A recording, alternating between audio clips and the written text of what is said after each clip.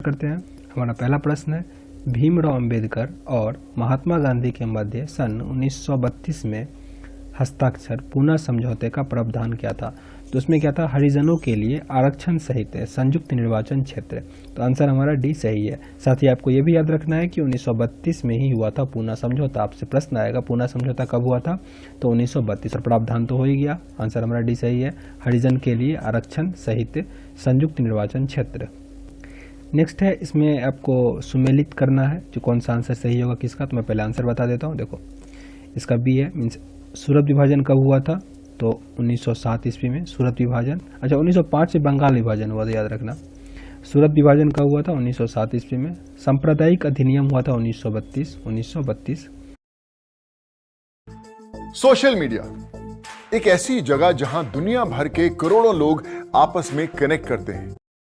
सांप्रदायिक अधिनियम हुआ था 1932। सर्वदलीय सम्मेलन हुआ था 1928 और पूर्ण राज्य की संकल्पना हुआ था 1929। याद होगा, लाहौर अधिवेशन हुआ था कांग्रेस का, उसी में किया गया था पूर्ण स्वराज की संकल्पना। डेट था 26 जनवरी। इसी दिन हम लोग मनाते हैं गणतंत्र दिवस, क्योंकि इसी तिथि को यादगार बनाने के लिए, तो काफ़ी इंपॉर्टेंट होता है। नेक्स्ट है, निम्नलिखित में से किस अधिनियम द्वारा भारत के गवर्नर जनरल को अध्यादेश जारी करने की शक्ति प्राप्त की गई थी? तो अध्यादेश जारी करने का जो शक्ति प्रावधान था वो था 1861 में जो भारत परिषद अधिनियम आया था। 1861 भारत परिषद अधिनियम। आंसर हमारा बी सही है। नेक्स्ट है, फिर सुमेलित करना था, मीन्स करना है, तो इसका आंसर क्या होगा ये मैं बता दे रहा हूँ। फिर है अगस्त घोषणा। तो अगस्त घोषणा किसने किया था? Lord Montesquieu. अगस्त प्रस्ताव उससे अलग है। अगस्त प्रस्ताव किया था लॉर्ड लिन लिथगो। अगस्त संकल्प जो है वो किया गया था महात्मा गांधी के द्वारा। अगस्त संकल्प महात्मा गांधी। और प्रत्यक्ष कार्यवाही दिवस ये है मोहम्मद अली जिन्ना। तो आंसर ए सही था। नेक्स्ट प्रश्न है, रेगुलेटिंग एक्ट पारित किया गया था। तो रेगुलेटिंग एक्ट कब आया था? 1773 ईस्वी में। रेगुलेटिंग एक्ट 1773 ईस्वी में। इसी में कहा गया कि बंगाल का पहला, मीन्स बंगाल में अब क्या होगा? गवर्नर होगा। और बंगाल में मीन्स काफ़ी सारे इम्प्लीमेंट हुआ था इसमें, तो काफ़ी इंपॉर्टेंट है। जैसे कि इसी के अधीन 1774 ईस्वी में सुप्रीम कोर्ट का स्थापना किया गया था बंगाल में, जिसके पहले अध्यक्ष कौन थे? सयाजी लाइम्पे। और बंगाल में शासन शुरू हुआ तो बंगाल के पहले गवर्नर जनरल कौन थे? Warren Hasting. तो ये सब इसी में आया था। तो आपको ये भी याद रखो, रेगुलेटिंग एक्ट कब हुआ था? 1773। आपका सारा प्रश्न संविधान में कवर हो जाएगा। भारत के गवर्नर जनरल को किस एक्ट के द्वारा अपनी समिति के निर्णय को अस्वीकार करने का अधिकार मिला? मीन्स गवर्नर जनरल के किस एक्ट से के द्वारा अपनी समिति को निर्णय को अस्वीकार करने का शक्ति मिला? तो कब मिला? 1786 में अमेंडमेंट एक्ट। अमेंडमेंट तो संशोधन, ठीक ना? तो 1786 का अमेंडमेंट एक्ट। फिर है, महारानी विक्टोरिया को भारत का सामग्री नियुक्त किया गया। मीन्स भारत की जो वो पहले, उससे पहले क्या था? कंपनी के अधीन संविधान का विकास हो रहा था, या कंपनी के अधीन चल रहा था। वारेन हेस्टिंग मीन्स गवर्नर होता था, गवर्नर जनरल उसका चलता था। लेकिन 1858 के बाद क्या हो गया? महारानी जो थी ब्रिटेन की, वो डायरेक्ट अपने हाथों में ले ली और कंपनी का अधिकार खत्म कर दिया गया। तो आपसे ये भी पूछा जाएगा कि कंपनी के अधिकार को कब खत्म कर दिया गया? तो 1858। और महारानी विक्टोरिया ने अधिकार अपने हाथ में ले लिया, तो वो भी 1858 ही। काफ़ी इंपॉर्टेंट है। इसको क्राउन के अधीन भी कहा जाता है। क्राउन मीन्स महारानी के अधीन। नेक्स्ट प्रश्न है हमारा, प्रश्न है, विक्टोरिया ने 1858 की घोषणा में, अच्छा ये घोषणा हुआ था इलाहाबाद में, ठीक ना? ये भी पूछा जाता है कभी कभी, इलाहाबाद में हुआ था। 1858 की घोषणा में भारतीयों को बहुत सी चीज़ दिए जाने का आश्वासन दिया था। निम्न आश्वासनों में से कौन सा ब्रिटिश शासन ने पूरा किया था? तो उसमें आश्वासन तो बहुत दिया गया था, लेकिन जो पूरा किया गया था उसमें था देसी रजवाड़ों को यथास्थिति बनाए रखी जाएगी। मीन्स उसमें जो मालिकाना हक होगा वो तो हो गया था इन लोगों का, लेकिन बस नाम मात्र के लिए टैक्स देना होता था रजवाड़ों को, और फिर उसके अधीन ही वहाँ पे काम होता था। तो ये काम जो था वो बस इम्प्लीमेंट हुआ, और कोई भी काम इम्प्लीमेंट नहीं हुआ।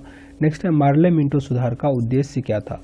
तो मार्ले मिंटो सुधार का उद्देश्य था पृथक निर्वाचन प्रणाली। पृथक मतलब होता है अलग करना। आंसर हमारा ये सही है। फिर है, मार्ले मिंटो सुधार बिल किस वर्ष पारित किया गया था? वेरी इंपॉर्टेंट प्रश्न है ये। किस वर्ष किया गया था? 1909 ईस्वी में। 1909 मार्ले मिंटो सुधार कब आया था? यही पूछा जाता है आपसे। वो आया था 1909। और इसमें पृथक निर्वाचन क्षेत्र मीन्स पृथक मीन्स निर्वाचन आयोग को जो है अलग कर दिया गया था। नेक्स्ट है मुसलमानों के लिए अतिरिक्त निर्वाचन मंडल प्रारंभ कब किया गया? तो वही मार्लियामेंटो सुधार 1909 ईस्वी में मीन्स 1909 में किया गया था। मुसलमानों के लिए पृथक निर्वाचन मंडल का स्थापना किया गया था। तो 1909 काफ़ी इंपॉर्टेंट है। 1909 में इंडियन काउंसिल एक्ट में किस बात की व्यवस्था की गई थी? मीन्स 1909 में जो ये क्या था, इंडियन काउंसिल एक्ट या इसे मार्लियामेंटो सुधार भी कहा जाता है। तो इसमें किस बात की व्यवस्था की गई थी? तो सांप्रदायिक प्रतिनिधित्व, सांप्रदायिक प्रतिनिधित्व। नेक्स्ट है मॉन्टेस्क्यू जेम्सफोर्ड सुधार में प्रावधानों का क्या सार था? मीन्स उसका मुख्य बिंदु उसमें क्या था? तो वो था प्रांतों में दोहरा शासन। ये बहुत इंपॉर्टेंट है, बहुत बार पूछा जा चुका है कि प्रांतों में दोहरा शासन कहाँ से लिया गया। तो वो क्या है, मॉन्टेस्क्यू जेम्सफोर्ड सुधार का ही हिस्सा है, प्रांतों में दोहरी शासन। अच्छा, भारत में कैसी नागरिकता है? तो वो एक हारी नागरिकता है, लेकिन जम्मू कश्मीर में क्या है, दोहरी नागरिकता है। तो ये आपके लिए इंपॉर्टेंट है, ठीक ना, याद रखोगे। फिर 1946 में कैबिनेट मिशन 3 मंत्रियों से गठित था। निम्नलिखित में से कौन इसका सदस्य नहीं था? फिर से पढ़ता हूँ। 1946 में कैबिनेट मिशन 3 मंत्रियों से गठित था। निम्नलिखित में से कौन सा इसका सदस्य नहीं था? ये आपसे पूछा जा रहा है इस प्रश्न में। तो ये जो है लॉर्ड पैथिक लॉरेंस ये भी थे, सर स्टीफन क्रिप्स तो ये तो थे ही तभी। नेक्स्ट है एवी अलेक्जेंडर, ये भी थे। लॉर्ड एमडी नहीं थे, तो ये नहीं याद रखो, बस ये तीनों याद रखना होगा, तब आप सही से एलिमिनेट कर पाओगे। नेक्स्ट है कैबिनेट मिशन योजना के विषय में कौन सा कथन सही नहीं है? तो कैबिनेट मिशन में प्रांतीय का समूहीकरण हुआ था, ये बिल्कुल सही है। फिर है भारतीय सदस्यों वाला अंतरिम मंत्रिमंडल का स्थापना किया गया था, ये भी सही है। संविधान निर्माण का अधिकार, ये भी सही है। मीन्स कैबिनेट मिशन के अंतर्गत ही संविधान निर्माण स्टार्ट किया गया था। तो इसका आंसर क्या हो जाएगा? पाकिस्तान की स्वीकृति, पाकिस्तान की स्वीकृति, ये गलत है। हमारा आंसर क्या हो जाएगा? सी। फिर भारत का संविधान लागू होने तक स्वतंत्रता के पश्चात इसका शासन किसके अंतर्गत चला गया? भारत का संविधान लागू होने तक स्वतंत्रता के पश्चात किसका शासन इसके अंतर्गत चला गया? तो क्या हो जाएगा इसका? 1935 भारत सरकार अधिनियम जो था, भारतीय संविधान का सबसे अधिक हिस्सा यहीं से लिया गया है, भारत सरकार अधिनियम। पूछा जाता है 2/3 हिस्सा जो है भारतीय संविधान का, ये कहाँ से लिया गया है? तो भारत सरकार अधिनियम 1935 से लिया गया है। ये आंसर इसका सही है। इसके अधीन तब तक, जैसे आज़ाद कब हो गया था? 1947 में। और फिर 1950 तक जो शासन चला भारत में, वो किसके अधीन चला था? वही 1935 के अधीन चला था, भारत सरकार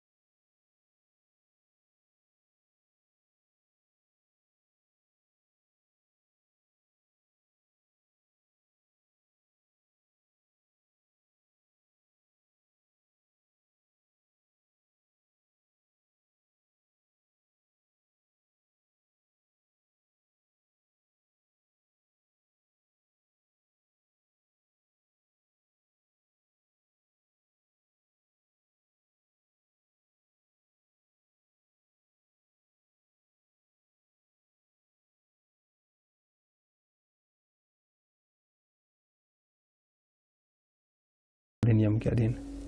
नेक्स्ट है 1947 में सार्वभौम सत्ता सौंपने की योजना निम्नलिखित में से किस नाम से जाना जाता है? तो माउंटबेटन योजना, माउंटबेटन योजना। फिर है इनमें से कौन सा सुमेलित नहीं है? तो देखो